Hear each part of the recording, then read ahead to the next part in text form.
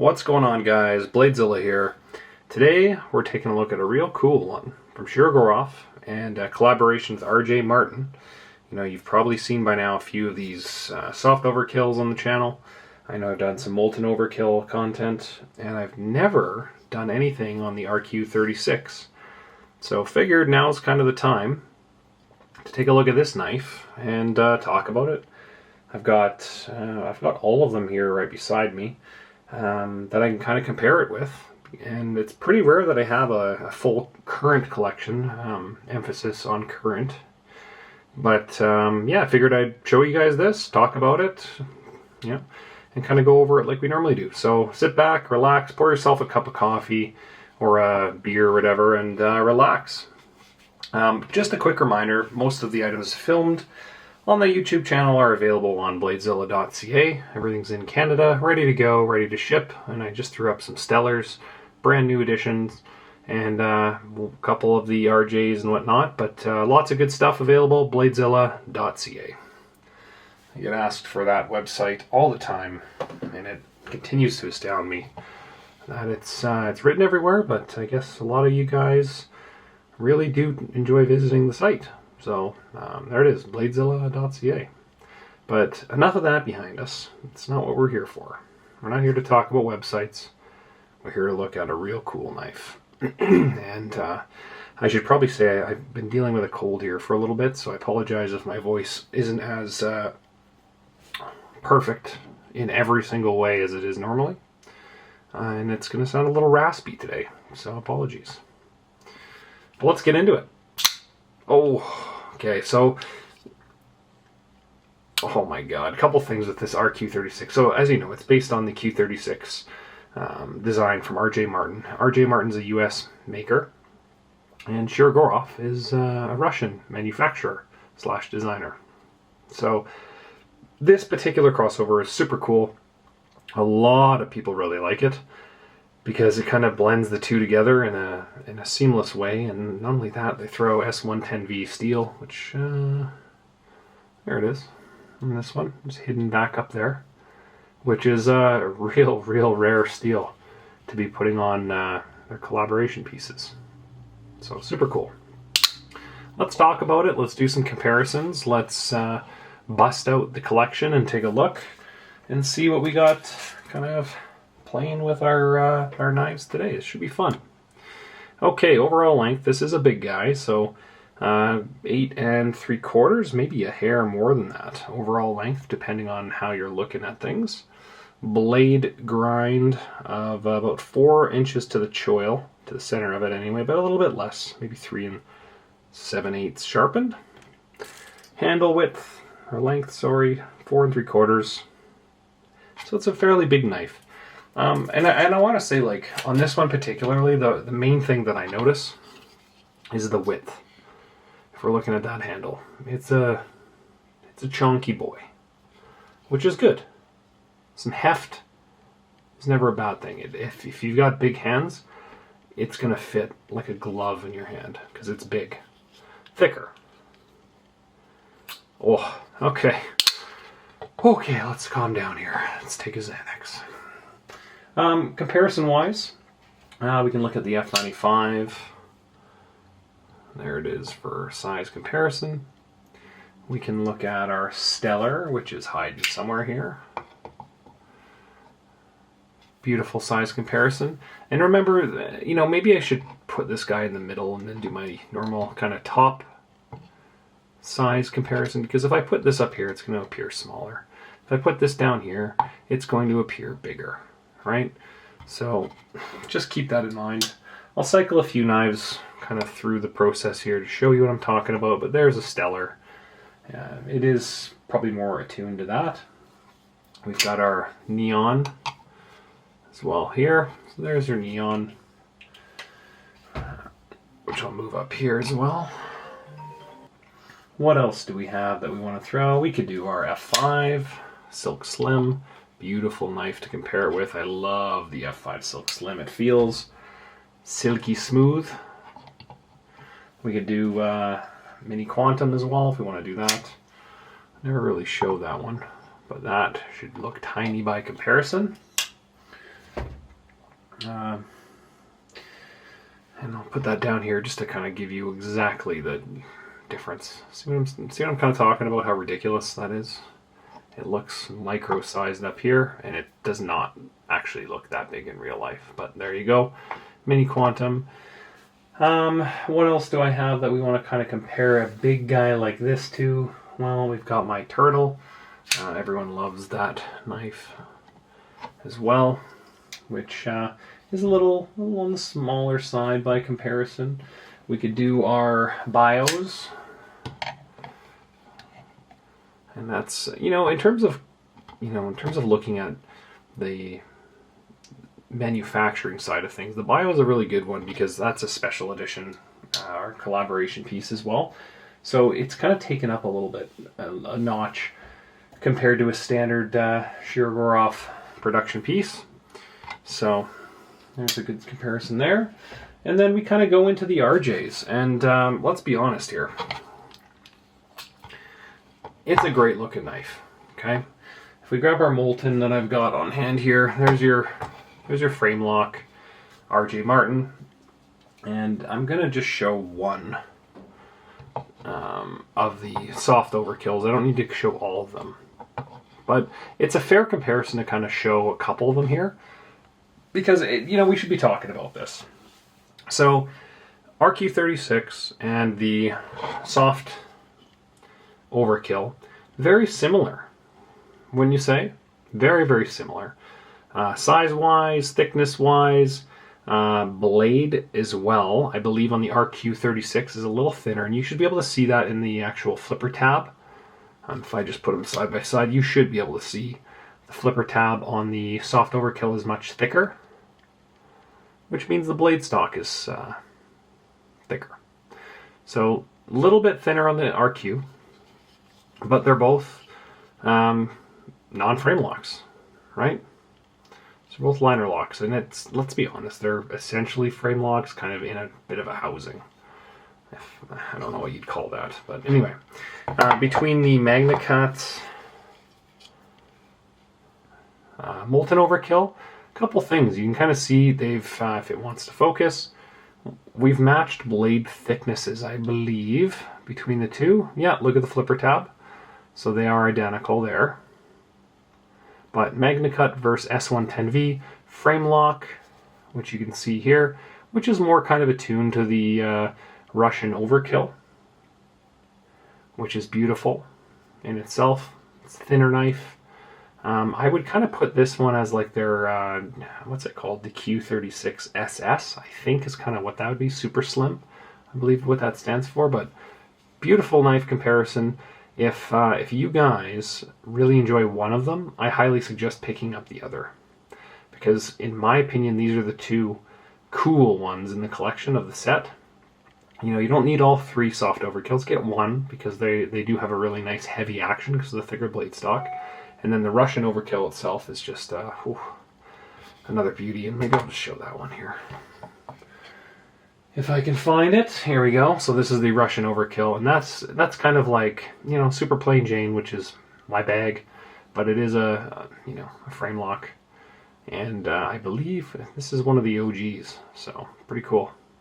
Pretty cool knife to kind of show, compare, talk about. We've got, it's very rare that I have, a set of something in all kind of hanging out. And I'll grab the other two just to put in the frame, just to kind of show you guys. Because why not? We got time. I'm filming this on a Saturday evening, so we got time. How sick does that look, eh? The 6 bros.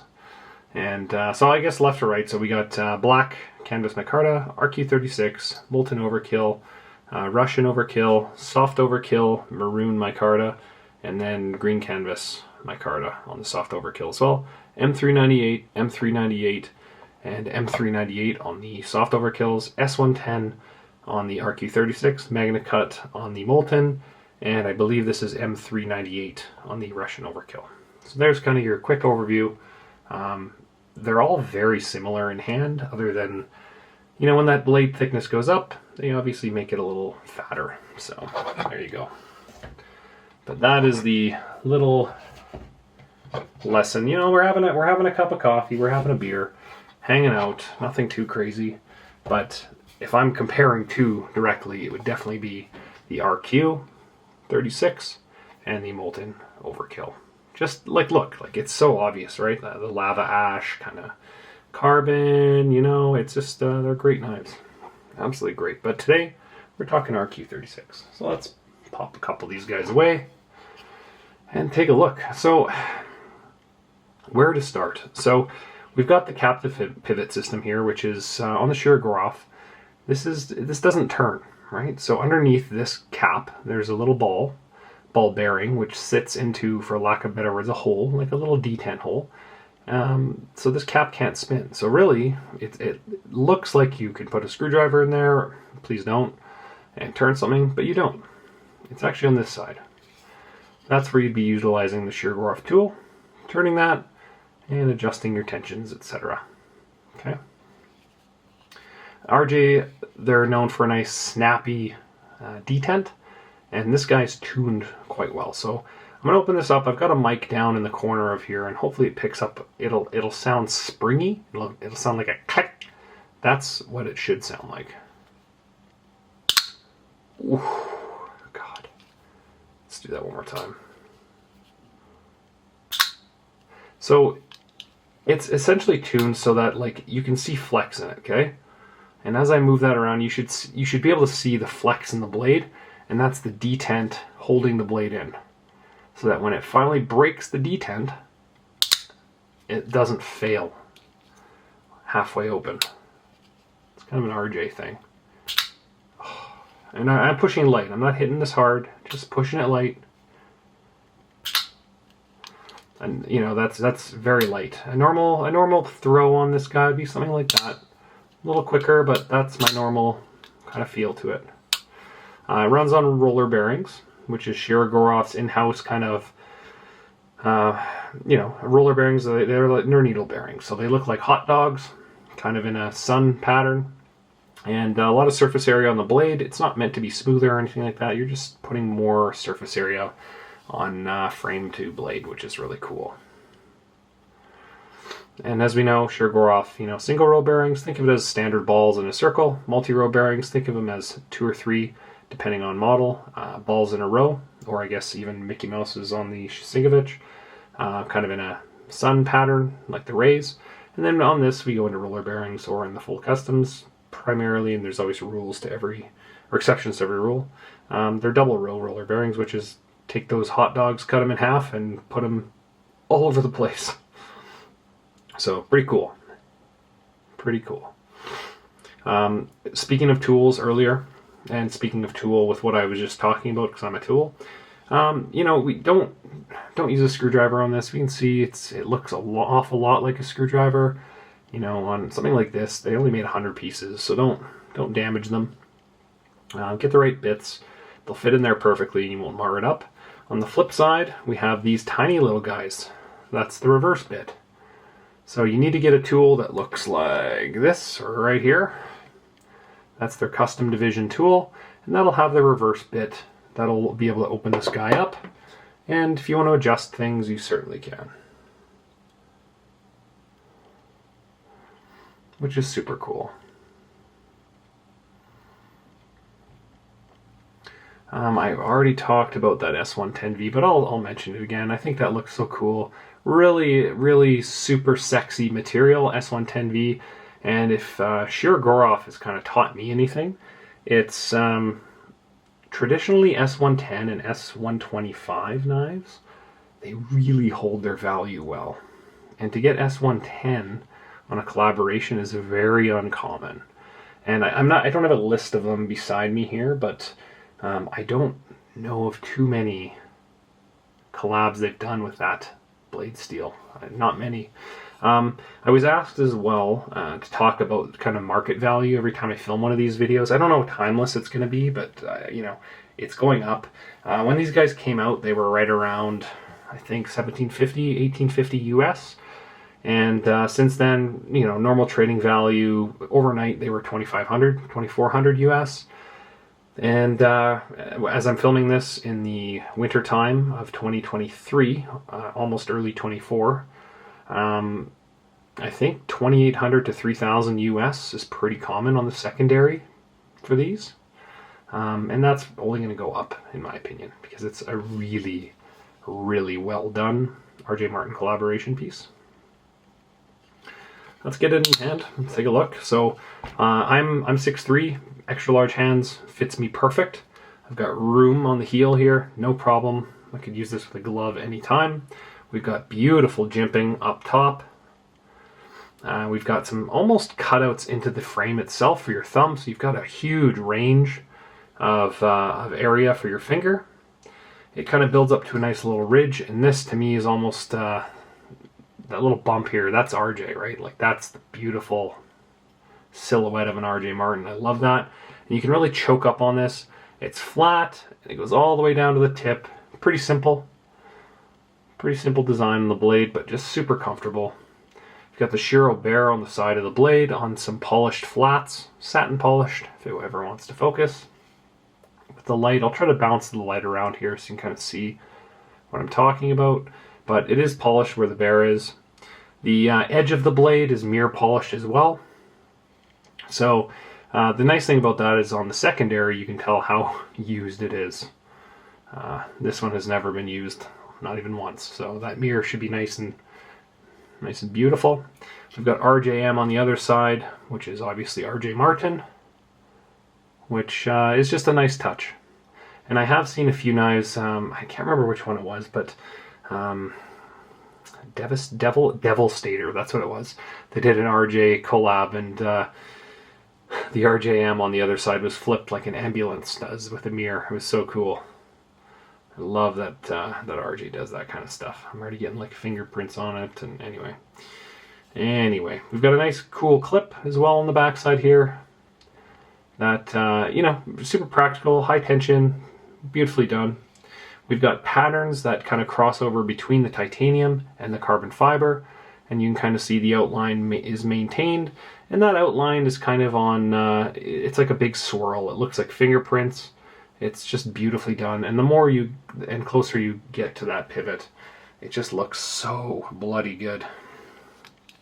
And before I cut myself, I'm already noticing that I've got just too many fingerprints on this, and it just makes it look a little ugly, but story of my life right there, guys. Can only do so much. But yeah, the linking between the two patterns is just so well done, and it's on both sides, right? So you kind of get this area about this big all the way down the back of the knife, which is beautiful. Beveled edges on the carbon as well as the titanium on both sides, all the way around. Got a spot for your lanyard hole. And I think how they kind of prep this, like this is more of a macro lens close-up that I would like to do, but you can kind of see the layers of the carbon here. They micro mill the crap out of this to make that area look so good. They don't have to do that there. That you can kind of see all the different marks there. That's done extremely well. And on a material that you're inlaying like this, like the potential to have a gap in the carbon when you're milling things is just so high that you'll end up throwing out, like if you're making 100 of these, I bet you they made a couple hundred of those inlays because they're like chipping and breaking as they do that machine work there. Because one little defect, psh, she's done. So I think that's so cool. They've put a nice super thick backspacer in here as well, which looks great. Nothing too fancy. It's like a stone-washed kind of titanium, I believe. We've got the classic gap that's kind of coming up here between the backspacer and the frame. Yeah, okay, it's not... Some people, some purists, don't like that gap. They wish it was butt up against there. There's probably a reason for it on the manufacturing side. I don't have a problem with it. And there's no reason to fill it all the way either. Because your blade isn't up pushed against it, so it doesn't really matter. They could probably even squish that in and make it look pretty. Sure, I'm for it. They want to do that. In a perfect world, I would like to not have Shiro on the blade. I'd like to have it back on the handle, right there. But it's not my world. So, you know, anything on the blade, I guess, is always a little concerning. But then again, if you look at it, you're not really in the way of where you're cutting. You know, like it's kind of hidden up here a little bit, and the bevel and the edge itself kind of deflects things away from it.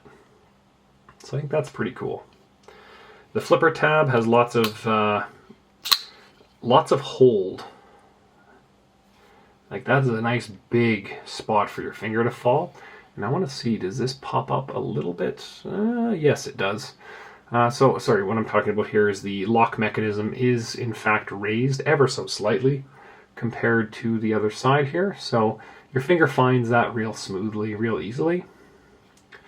I can't tell if there's an over travel stop built into the actual lock bar insert, but there is a metal lock bar insert. I don't think you would need one, considering this is pivoting inside of a frame that has a physical stop to it. But you know what? I've been proven wrong before. I'm not going to be the one to open this up and look. But I will say this, that you know, it's a beautiful knife on the inside, just peeking through it with the light. You can see obviously tons of micro milling, tons of skeletonization. It's a work of art, and not just, you know, where they kind of machine out a trapezoid. There's like layers of that. So they'll machine out the trapezoid, and then they'll machine that, what's left of it, out. It's just such a well done knife. Honest to God, I can see why these are starting to appreciate even more. But hopefully you can see inside. Look at all that work. Oh my God. Yeah, there's like multiple layers of milling in there on every little box. Ugh. It's just nuts. Like, it's just nuts. One of my favorites. You can see the carbon inside as well. Just keep that in mind. So there's lots of room in there. Balance wise, let's check. It's perfectly balanced behind the pivot, which is kind of what you'd expect on a knife like this. We have a spot for a lanyard hole, like I was talking about earlier with the carbon. You know, it's some people are gonna say, hey, I don't like that, I can see through it. And I always like to kind of compare that with my Stellar here. You know, very similar. If you like the Stellar, you'll like this. You see through it. It's not pure, it's not perfect, but at the end of the day, like, it's not that big of a deal. On the modern Shiros, they're starting to kind of put this guy in, right? Starting to kind of build it into the backspacer a little bit. So that from the side, it's a beautiful looking Shiro, everything's amazing, but from the top, it's still very usable. So, super cool. I love it. It's a throwback to RJ's kind of robust, big style. I always kind of relate RJ Martin's as kind of like a V8 truck, or like in this one, this would be like a Ford Raptor, because it's just big, it's in your face, but yet it's highly tuned, done extremely well, and you know, just super sexy, super sexy. God, man, it's just so good. I can't get enough of that. Anyway, on the flipper tab, there's no jimping built into it, so it's kind of a classic RJ Martin, and across the line, I don't think there's any jimping on any of the flipper tabs. That's an RJ thing, right? Whereas most Shiros, they kind of do a little bit on the front of it. I'll grab that NL one more time. You can kind of see up here, right? There's usually some grip, and that's usually an angled grip to kind of give you a nice pull on it. You know, sure, the RJ, the RQ36, not doing that. It's not going to have any of that. Sorry, my computer's on loud right now. I just muted it. But, yeah. No grip on there, which is fine. You don't need it. It's kind of built into the actual ergonomics, like, I suppose, of the flipper tab. It's really easy. I don't think that you really need anything there. Beautiful. What else? They're all individually numbered on the heel, I think, down inside here. Yeah, there's a little box there. I don't know if you can see that. This guy's number, I thought it was number 13. I can't actually see right now because I'm behind a tripod, but I thought it was lucky 13. Hopefully you can see. I can't tell. I think it's 13. Which, funny enough, the NL over here is number 13 as well. It's funny how you remember these numbers, eh? Like, it's so crazy. But anyway, love it, love it, love it. And I'm just looking at now, like closer on this pattern itself, like the actual milling pattern is maintained. So like that circular pattern, it's included in that carbon. That's so cool. And this is another material, like I'm gonna try to get right up in that lens. When you move this around, it really changes on you. And a knife like the Russian Overkill, it's plain Jane. It is what it is. But when you kind of put in, a imperfect material like carbon fiber on here, and you see the waves, right, where it's not symmetrical, it's kind of is what it is. It's perfectly imperfect. And that's one of the coolest things about this knife is just, it's so well done. And you get lost in all these rolls and peaks and valleys, and it's just so cool. Even the milling on the pocket clip, I can look inside there. It's all done as if it were metal and titanium. It's just done so beautifully well. The pocket clip as well as should be attached internally. Behind the back spacer, I believe, if I'm looking, which is cool. Beautiful, man. Oh, this is one of my faves. In terms of ranking them, between the soft overkills, the Russian, the Molten, I don't know if I could pick one. Like, I really love frame locks. And that's part of the reason why people are going to like this, is because some people hate frame locks, and I love them. Like, I think the perfect RJ Martin collaboration piece for me would kind of be a combo of the thinner frame lock Molten with, S110. I think that would be a home run and a half, and they haven't done that. But maybe they will. Maybe that's what we're waiting on. Who knows? Another little thing that I wanted to show about this back spacer is they often add emphasis to the centering, and I know it's kind of black inside the frame right now, but I'll show you. So there you go. You can kind of see underneath the back spacer, they add centering marks to it all along the back of it. So it's like this blade can't be anything but top dead center on it. Otherwise, it's not going to be good. And now I'm looking through it, I can see little gaps forming around the back spacer as well. That's super cool too. Just the tolerances are just, look at that. See these gaps here? How sick is that? That's so tight. That's what she said. But I'll show you that one more time with the light off there now. Now that you know what I'm talking about. But the centering underneath there, let's do that. The centering of the back spacer, you don't have to do this. It's perfectly dead center. And they just put that there like, no big deal. We'll just take something that is, the tolerances are so ridiculous, aerospace grade. And you know what? We're going to make it so that we can't physically have any problems with centering. Otherwise, it's completely ruined. Okay, yeah, and let's do 100 of them. It boggles my mind how they're able to get away with this. And that backspacer is like hugely long too. That's a big one. That is a huge one. Yes, that's what she said. I know. I was trying to avoid it. But anyway, that's the RQ36. That's the story. I think it's one of the coolest ones in the collection, personally. And, what would I change about it? Well, nothing. It's just so cool, so unique. As time has gone on here over the last, I want to say year and a half since they launched this one, they've only gotten rarer and more expensive as people just hold on to them. Because it's just so unique and cool.